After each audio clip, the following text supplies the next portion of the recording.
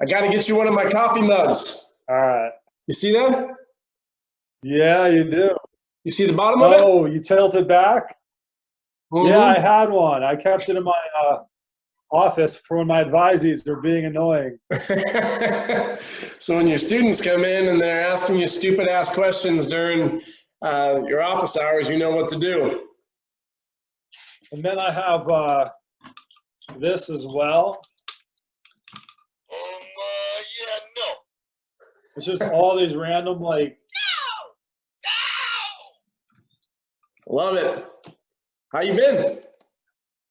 Oh, pretty good. I submitted all my final grades yesterday. And haven't really had much fallout yet, but I know it's coming. And I thought I was done, and then they, at the last minute, are requiring all of us to complete this online teaching training course.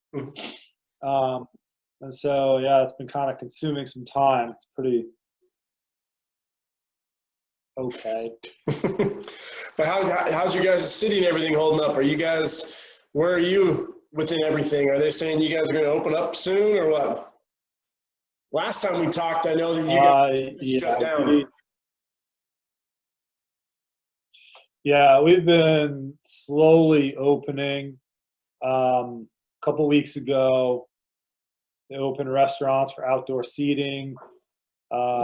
Yesterday, restaurants opened for limited indoor seating. I think gyms open next week with some restrictions. So slowly things are starting to open back up. See what happens. Yeah. What are your thoughts on everything? I don't really know, to be honest. You're never going to go back to like how it was before, at least no time soon. It seems like there's got to be some sort of like happy middle between keeping people safe, but also allowing people not to go bankrupt and everything else, you know? Yeah, that's I've been having a lot of calls with some like John Russin and some other fitness guys, and Equinox just released their requirements for their members, and it's freaking insane. Like, they're going to have people checking in with ultraviolet thermometer check. The classes have to be reserved, and I mean it's going to be hard for these larger corporations, I think, to really just keep people in there, because I'm a member at Equinox and Lifetime, and paying $200 a month, and you only can go maybe 3 or 4 times a week. So it's going to be really interesting how they adjust and pivot with I saw that. With their business model and everything. So I think California and New York will probably be the last ones to open. So we're just going to kind of sit back and see how you guys do it. Yeah. It's really hard to compare. Like, even comparing South Carolina to Georgia is difficult, because like the greater Atlanta area has the same population as the whole state of South Carolina. Yeah, so that Atlanta airport's the busiest airport in the world, and we have like a couple rinky-dink international airports that, by international I mean they fly to Canada or the Bahamas or something. So like, how do you make these comparisons from one to another? It's impossible. I mean, even looking at California, because Southern California compared to Northern California, like that's a whole different ballgame. My brother lives in Red Bluff, which is as rural as it gets, and that's 9 hours north of here. That's gonna be way different than greater LA. So, well, I appreciate your time today. I was hoping to what I want to start more is pick your brain and to help the students. So as we've grown our online, we started out about 2 months ago. We had about 20, 30 students. Now we're close to 70. My goal is just to keep on growing it. And we have different tiers, and they get different levels of education. So there's so much shit that's put on the internet. I think that it'd be great to have like a fact checker and kind of go over some of the common misconceptions that we hear. But I wanted to talk about 2 kind of broad topics today of hypertrophy and then also just delayed onset muscle soreness. And so you hear a lot with hypertrophy and sarcoplasmic reticulum and the SR hypertrophy and then myofibrillar hypertrophy. Can we talk a little bit more about those? Right. Well, as people watching this may or may not know, the contractile units of the muscle fiber are called myofibrils. Actin, myosin, the sarcomere being the basic unit of muscular contraction. And this is what provides the machinery for muscle to shorten and pull on a bone and create movement. Surrounding those myofibrils are intracellular organelles, the sarcoplasmic reticulum, mitochondria, ribosomes, nuclei, and plenty of sarcoplasm as well, the gel that kind of holds everything in place. And so when a muscle fiber hypertrophies, hypertrophy just means to increase the cross-sectional area of that muscle fiber. And so when a muscle fiber hypertrophies, it was once thought that you could train in a certain way that would increase muscle hypertrophy by either increasing the amount of non-contractile proteins and compounds within the muscle cell, or you could train in another way that would increase muscle hypertrophy by increasing the amount of myofibrils within the cell. And it was once thought that bodybuilders who train with higher reps, shorter rest intervals, incur more sarcoplasmic hypertrophy, and powerlifters that train with lower repetitions and heavier weight incur more myofibrillar hypertrophy, and that's more functional. Then, kind of championed by Stu Phillips, this theory was called into question in that when a muscle fiber hypertrophies, it probably hypertrophies in a fairly equal ratio, and you really can't control much of it through training. If you're going to grow bigger muscles, then most of that is going to be due to myofibrillar hypertrophy and then the increase in all the sarcoplasmic organelles and other components to support that contraction. But some research out of Auburn calls that into question, that there may be an increase in sarcoplasmic hypertrophy to a greater extent than myofibrillar hypertrophy. But whether you can train a certain way to promote one or the other isn't really known. I'm going to say probably not. The muscle tends to do a pretty good job of regulating itself. So in an initial training program, when somebody has been training for, let's say, I don't know, 2 or 4 weeks, then likely what you're going to see is an increase in the cross-sectional area of the muscle due to some swelling, both swelling outside of the muscle fiber, so in the muscle itself, as well as within the muscle fibers themselves. Just an increase in water and some inflammatory molecules, etc. And that will account for probably the initial hypertrophy. And some of that, I guess, you could classify as sarcoplasmic.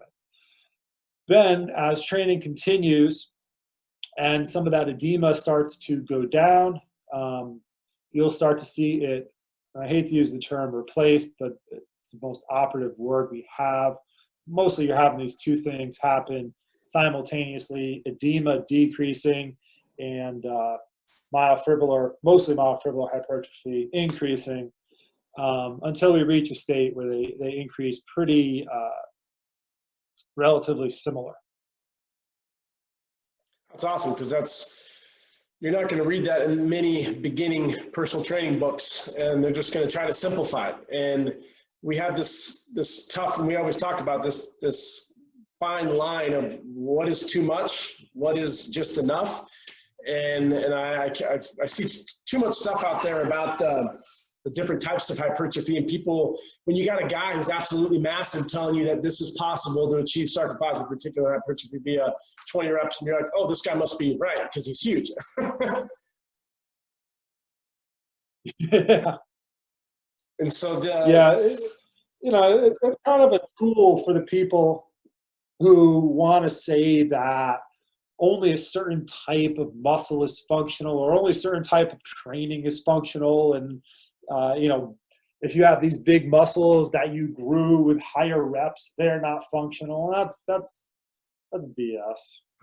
Functional is specific to whatever you are training for. And for those that don't know, Dr. Phillips and Dr. Schoenfeld, those are some of the leading researchers probably in the world. Would you agree when it comes to hypertrophy? Yeah, they both do a lot of work, a lot of really good work. Brad Schoenfeld's work is a little more applied, and Stu Phillips' work is a little more understanding the mechanisms of it, but they cross and they complement each other well. So yeah, I'd say if you want to get a really good understanding of how to train for muscle hypertrophy and all the work that's been done in regards to hypertrophy outcomes when you manipulate training variables, volume, intensity, rest periods, machines versus free weights, etc., then starting with Brad Schoenfeld's work is going to give you a lot of reading and a lot of in-depth understanding. And if you want to understand more about some of the mechanisms that take place on a cellular level, as well as the interaction with various nutrients, specifically protein and amino acids, then Stu Phillips' work is going to give you plenty to read and at a great level of understanding. Yeah. So what is, and I think this is one of those also, maybe it depends answers, but I remember when I was going through school and I was working with Dr. Kramer, it was kind of accepted that muscle hyperplasia was maybe not possible in humans. Are we still kind of suggesting that, or where are we with hyperplasia? Is it hyperplasia or hyplasia? How do you say it? I don't know. I used to say hypertrophy for many years. So I pronounce half the scientific terms my own way. I'll just call it hyperplasia. So hyperplasia is the increase in a muscle belly cross-sectional area as a result of an increase in muscle fibers or muscle cells. Now, muscle is, as we know it, is postmeiotic. So muscle fibers themselves, to the best that we can understand, don't undergo mitosis and don't split and regenerate like your cheek cells do or like your skin cells do. However, surrounding those muscle fibers are muscle stem cells, or satellite cells, as they're called. And one of the functions of those satellite cells is when a muscle fiber is damaged, they fuse with that damaged muscle fiber, spill their contents into it, and play a role in recovery. Now, this is getting a little sidetracked, but one of the reasons why older adults, when they don't recover from delayed onset muscle soreness or muscle damage as rapidly as young adults, is because as we age, we start to lose those stem cells or those satellite cell populations. And so getting back to your question, the way that muscle hyperplasia is likely to occur, if it does, is those satellite cells are going to differentiate, and several of them will fuse together to create a new muscle fiber. This has been shown to occur in avian models or in birds, I think in rodents as well. And it was questioned whether it occurred in humans. So many years ago, we thought that it does not occur at all in humans. The problem with that is it's very difficult to measure, to actually measure whether it does or not. You would have to take a muscle biopsy pre and post training or pre and post some period of time, some sort of intervention. And if you take a muscle biopsy, the fibers you take out, you can't put back in. So even if you're taking it from the same relative spot, you still have to make an assumption that whatever fibers are in one spot are going to be in that same spot a couple millimeters over. And so it is incredibly difficult to measure. And now it is believed that it does happen, it does occur. It just doesn't contribute to any appreciable degree to the muscle hypertrophy that we see as a result of training. I remember when I was at UConn, I was one of the lab rats, and one of the most popular studies were these muscle biopsies, because they would pay the students $1,000 per little clip or whatever. And then tell you can't work out for a month. But I mean, as a college student, you're getting $3,000. You're like, fuck, I don't care. I just want to drink. And so it's funny with trainers, if you've never gone through the academia side, and I've gone through just a very low level, having my bachelor's of science, but people don't understand what goes into a study. And they say they've done their research. I think that's probably one of the funniest words today. I did my research, and I always call people out and say, no, that's bullshit. You typed in Google and you went to the first 4 or 5 sites and you confirmed your bias of what you're trying to report. And so it's like research is no joke. And like they go through, you guys go through a ton of stuff that takes a long period of time, and there's a lot of money involved. And so it's crazy. Yeah. And you mentioned, just to see if I'm on the right track, the satellites and the decrease in those. Would you say, is that part of sarcopenia when we talk about the loss of muscle mass due to age? Or in what regard is that in retrospect to sarcopenia? Oh, that's a good question. So sarcopenia is, I have a board here I'm going to draw. Just give me a second. I'm going to grab a towel, wipe it off.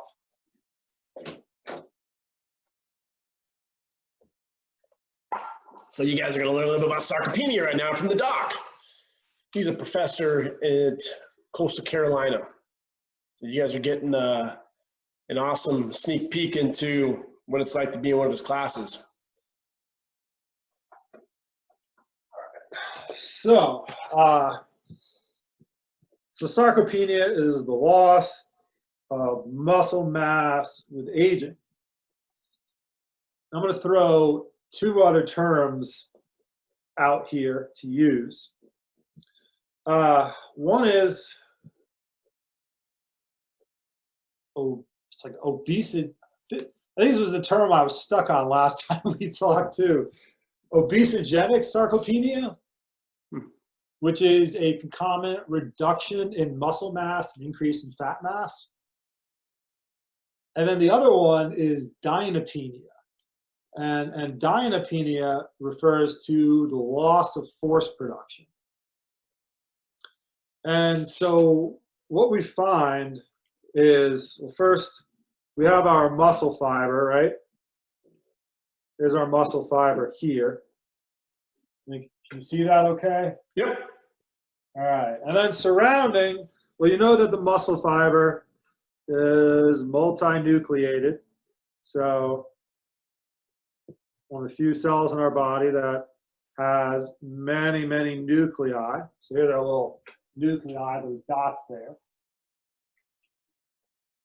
And surrounding that muscle fiber are all these little stem cells or satellite cells. I'm just going to draw a bunch of them.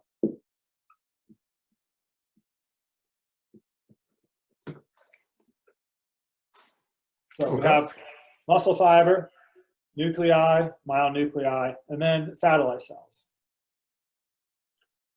One of the ways that we recover from damaging exercise is, just put like a rip here in the fiber. I don't know if you can see that there.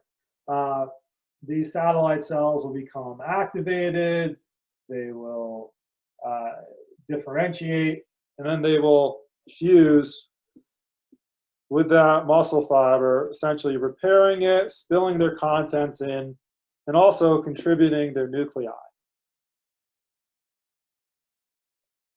So with aging, one of the ways that we possibly lose muscle tissue is we have less of those muscle fibers, less of those satellite cells. And so less of an ability to regenerate damaged muscle fibers. The other way that we lose muscle fibers is due to inactivity. And essentially we have deinnervation. For muscle fibers to contract, a nerve needs to stimulate them. And so something happens whereby the motor unit, so that alpha motor neuron and all the muscle fibers it innervates, they start to lose that connection. And as that connection is lost, that muscle fiber no longer contracts, it atrophies, and eventually autophagy occurs. It breaks down, it's gone. And so what we have in sarcopenia or aging is a disconnect between muscle mass and force production. What I mean by that is as we age, our reduction in force far exceeds our loss of muscle mass. And that is because we lose our type 2 muscle fibers first. So our type 1 muscle fibers might hypertrophy a little bit to kind of pick up the slack, but they just don't have the same force production capabilities. And so this is the example I give in class. Now these are always, I'm always fearful of telling you what I talk about, because then you're going to destroy it, but it's good. So when we have like this light right here, if you can see in my garage, see that light up there? Mm-hmm. So I talk about let's pretend like we have 100 different lights, and sarcopenia would be the atrophy or the taking away those 100 lights to 95 to 90, 85, whereas dynapenia would be the magnitude that light is projecting. So as we age, that light essentially comes down. Now, is that kind of similar? Yeah. If we want to run with that example, what you would see is you would see the garage get dimmer much faster than you're losing lights. So essentially you lose the lights that shine the brightest first. But can you get those back? I don't know off the top of my head. Mm-hmm. You can certainly prevent it from happening. To do that, you need to lift some heavy weights, essentially. And this is why resistance training is so important for older populations. And if you look at like indices of independence, so ability to climb stairs, get out of a chair, carry groceries, cross the street, all those things, stair climbing, walking speed. All these tests that we use in older adults, the time to get up and go, etc. All of that is related to muscular strength, and more so muscular power. So how fast can you generate high levels of force? And it's fascinating because as we age as a society, people are still, it's not, and this is what I tell my students, that it's not that I'm saying we shouldn't do it, but we focus, I think, as a nation, a ton on cardiovascular health due to coronary artery disease. But that is essentially, you can have good heart health within reason, but if you lose that muscular power and the motor units begin to deteriorate, essentially, I don't care how healthy your heart is, but if you're going to fall down the stairs, you're fucked. You can't catch yourself. Yeah. And so it's like, and then that's why something like, I try to do different things for our assessment, what we do at Show Up Fitness, but I try to focus more on that's another word I can't say, but the dynamometer. Dyna, the prefix is, power. Dynamometer. Dynamometer. So the dynamometer, I like using that just to show people that, this is something where we could potentially try to set PRs every day, and it's going to be really eye-opening, I think, to trainers when you work with an elderly population and they grab that thing and it's showing 20, 25 pounds of pressure. You're like, holy shit, that's terrible. And so we got to kind of marry the two. And yeah, heart health is important, but that's just for your cardiorespiratory system. And we got to look at also the skeletal system and making sure, the muscular system, to make sure that the brain is communicating well with the muscles. And so that's something that we like to talk more about, but I'm going to have to get the proper way to spell that other word you were saying, the obesity related sarcopenia, essentially. Obesogenic sarcopenia. I think that's the term. Yeah. So, you know,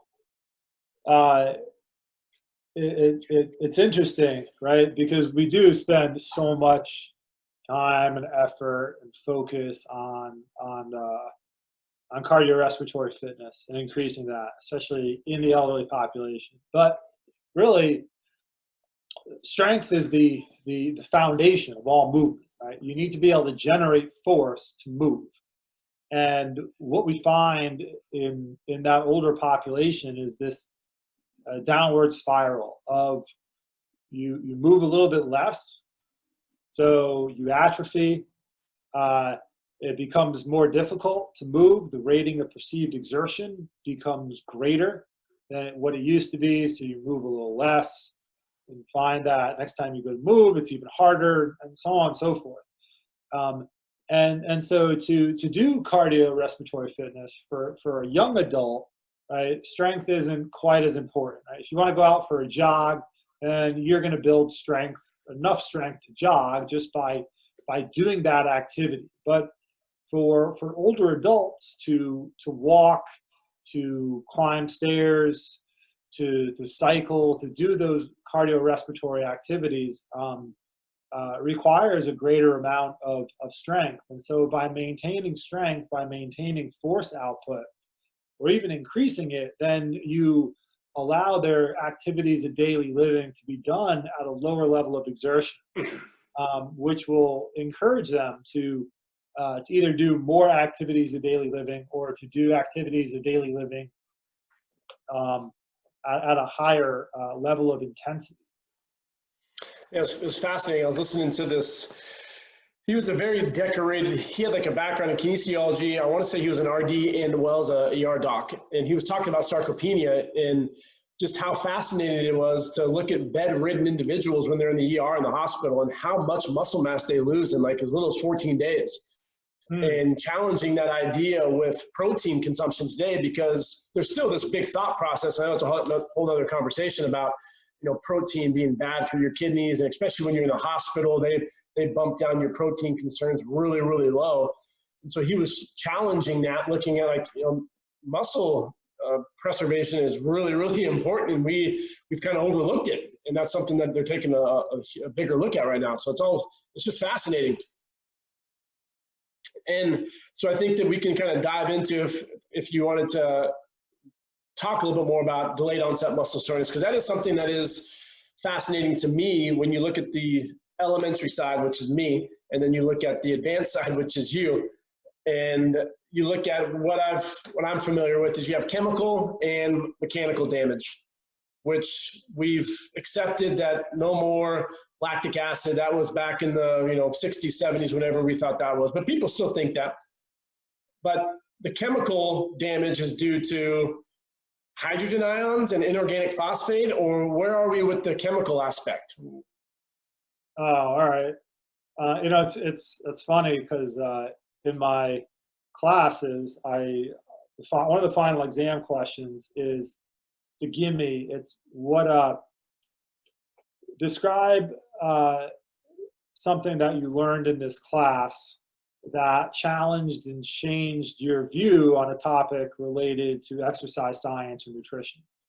And usually it's one of two things. It's protein isn't bad for me, I need to eat more protein, or I was always told that lactic acid is what made me sore, that I needed to stretch out the lactic acid, warm out the lactic acid, etc. So yeah, we still have coaches telling their athletes that they need to stretch or cool down or do some sort of activity the next day to get rid of lactic acid so they can recover faster.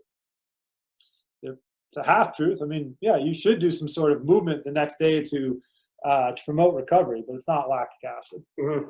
If it was lactic acid, we would probably die because that stuff is pretty acidic, right?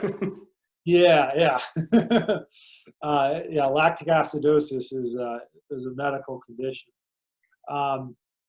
So in terms of muscle damage, you can have some intracellular damage from an accumulation of hydrogen ions or acids, essentially.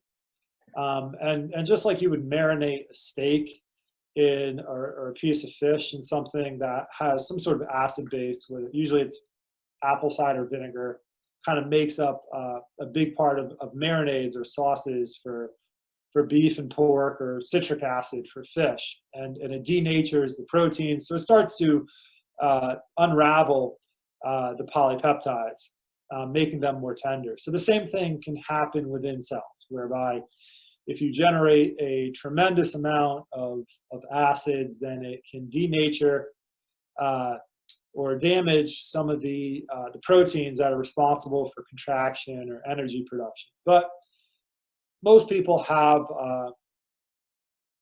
negative feedback loops, whereby as we start to see a rise in intracellular acidity or pH starts to drop,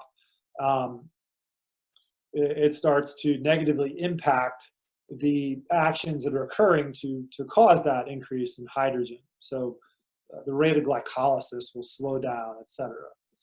But most of what we sense as muscle soreness is inflammation interacting with afferent neurons that are reporting to the brain. That's what we sense as muscle soreness. So we cause some sort of damage to the muscle fiber.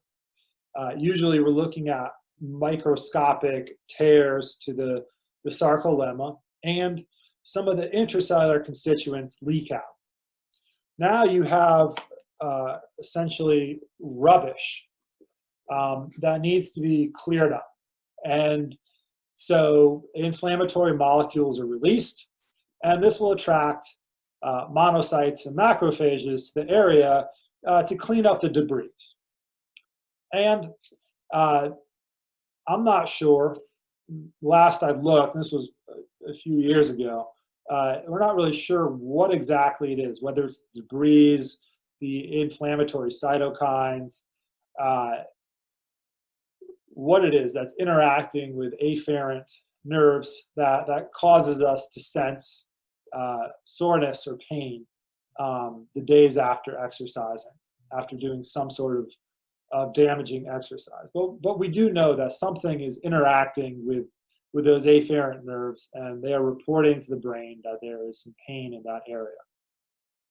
So likely as we move, it shuffles or mixes the extracellular fluid around, so more of the debris, the inflammatory cytokines, etc., interact with those nerves to increase the sensation of pain. So how is it that, like just happened the other day, for example, I was doing some heavy banded anti-rotations and just playing around with a new exercise. I always challenge the interns that every single day you work out, you should come up with a new exercise, because unfortunately your clients think novelty is better. So you can kind of play the game and you show them a new exercise, they think that they're going to lose their stomach. But I was doing this really heavy banded anti-rotation, and this was on Monday. Tuesday I was fine. Wednesday I woke up and I'm like, what the fuck? Like, I felt like I was just molested by a bear. Like I had this like across in that anti-rotation. So how is it that it kicks in maybe sometimes 36, 48 hours later? Why wouldn't it be the next day? Why would it be 2 days later? That's a good question. Usually it starts about 12 to 24 hours later. You know, what did you do on Tuesday? No, I mean, Tuesday was actually my off day. Okay. That's why I specifically related to that band exercise. That was the only new exercise. I'm figuring it was transverse plane, heavy. I was trying to think of something I was doing on Tuesday, but I didn't do shit. Yeah, I honestly don't know, but I've definitely experienced that where, you know, it was like 36 hours later where I really felt it the most. Mm-hmm. Yeah, so I appreciate your time this day or today, just to kind of go over this stuff. And